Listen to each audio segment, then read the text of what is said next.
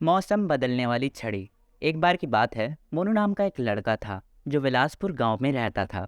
बिलासपुर का मौसम बड़ा ही अस्थायी रहता था। कभी वहाँ बहुत गर्मी पड़ती तो कभी एकदम से मौसम बदल कर वहाँ बारिश होने लगती। इसी मौसम के फेरबदल से मोनू को वहाँ रहना बिल्कुल पसंद नहीं था। ऐसे ही एक दिन मोनू अपने दोस्त से बात कर रहा था। उसका दोस्त कहता है, यार मोनू, गर्मियों की छुट्टियां पड़ने वाली है, तू इस बार इन गर्मियों की छुट्टी में कहाँ घूमने जाएगा? अरे पागल, भूल गया क्या? हम यहाँ बिलासपुर में रहते हैं। यहाँ तो ठंडी गर्मी सब एक बराबर है। बात रही छुट्टियों की, तो मैं भला कहाँ घूमने जाऊँ? इस मौसम के बार बार बदलने से मेरी माँ की तो तबीयत ही खराब हो जाती है। मैं तो चाहता हूँ कि ये मौसम सही रहे।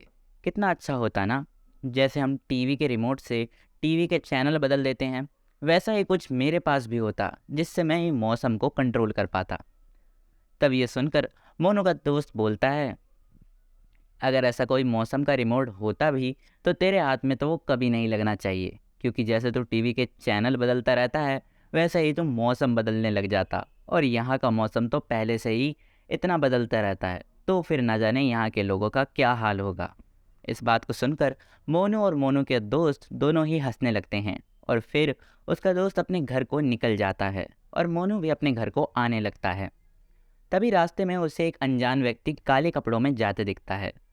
वो दोनों रास्ते पर चल ही रहे होते हैं कि बिलासपुर का मौसम फिर से बिगड़ता है और वहाँ धूप से एकदम तेज बारिश होने लगती है।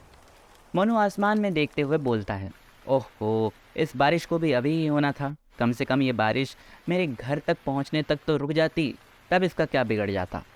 अब तो मुझे इस बारिश में भीगते हुए ही घर जाना पड़ेगा। मोनू अपना गुस्सा मौसम पर निकाल ही रहा होता है कि तभी वो देखता है कि उसके आगे वाला आदमी कुछ कर रहा है। वो काले कपड़ों वाला आदमी अपने कोट के अंदर से एक छड़ी निकालता है और उसे आसमान की तरफ घुमाता है। और देखते ही देखते वहाँ का मौसम फिर से साफ हो जाता है, बारिश बंद हो जाती है और धूप निकल जाती है।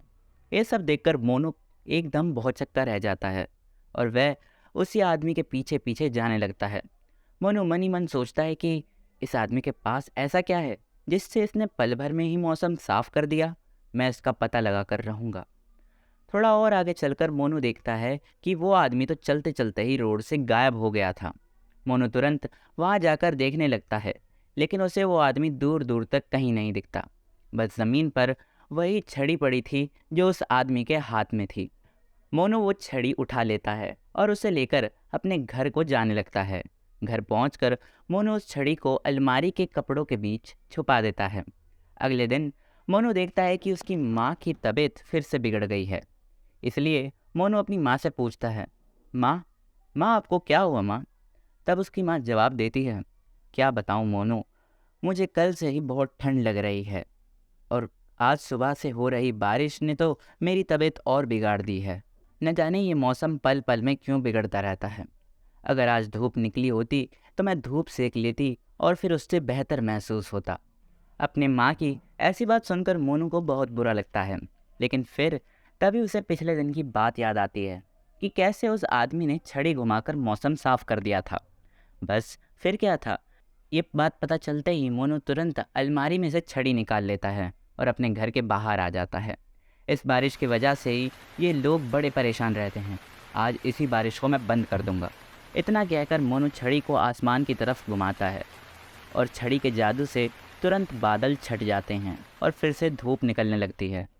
ये देखकर मोनू बहुत खुश होता है और तुरंत अपनी माँ के पास पहुँचता है। कहता है, माँ जल्दी से मेरे साथ बाहर चलो, अब बारिश रुक गई है, धूप निकल रही है। अभी धूप में बैठोगे तो आपको बेहतर महसूस होगा। इसके बाद मोनू और उसकी माँ दोनों घर के बाहर आकर देखते हैं कि बाहर तो सच में बारिश रुक गई है, मौसम साफ हो गया है। धूप निकलने की वजह से अब धीरे धीरे मोनू की माँ की तबीयत भी बेहतर होने लगती है और बिलासपुर के लोग भी अब इस धूप भरे मौसम का आनंद लेने लगते हैं। समय गुजरते गुजरते बिलासपुर में अब 3 महीने बीत जाते हैं। एक दिन मोनू खेलने के बाद घर वापस आ रहा था कि तभी वो रास्ते में बिलासपुर के किसानों को बात करते हुए सुनता है। पहला किसान बोलता है, देखो भाई, पहले तो बिलासपुर में बारिश हो जाया करती थी, लेकिन अब देखो पिछले 3 महीने से धूप ही धूप है। ऐसी कड़ी धूप में तो हमारी फसल ही सूख रही है। अब आप ही बताओ, ऐसे में हम करें भी तो क्या करें? दूसरा किसान कहता है, तुम सही कहते हो भाई, मेरी खेती भी सूख कर काटा हो गई है। अब तो उसके लिए कोई फूटी कौड़ी भी नहीं देगा। हमें तो अब बिलासपुर छोड़कर जाने का ही सहारा बचा है। मोनू भी दूर खड़ा ये सारी बातें सुन रहा होता है। किसान की बात सुनकर वो खुद को ही फसलों के सूखने का दोषी मानता है, इसलिए वो अब फिर से बारिश लाने की सोचता है। वो तुरंत अपने घर जाता है और अलमारी में से वही छड़ी निकाल कर लाता है। वो उस छड़ी का इस्तेमाल करने वाला होता ही है कि वो बाहर आकर अपनी माँ को बैठा देखता है। उसकी माँ कहती है, देख तो मोनू, आज फिर से इतनी अच्छी धूप निकली है। मैंने सारे कपड़े भी धो लिए और सुखा भी दिए। मुझे तो ये धूप बहुत ही पसंद है, नहीं तो बारिश से तो मेरी तबीयत ही खराब हो जाती है। तू भी यार इस धूप में बैठ।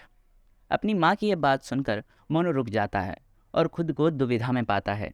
अगर वो किसानों की मदद करने के लिए बारिश लाएगा तो उसकी माँ की तबीयत खराब हो जाएगी, और अगर वो अपनी माँ के लिए धूप ही रखेगा तो किसानों की फसल बर्बाद हो जाएगी।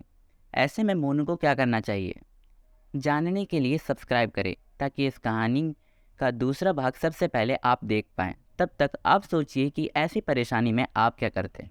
कमेंट में अपना जवाब बताएं।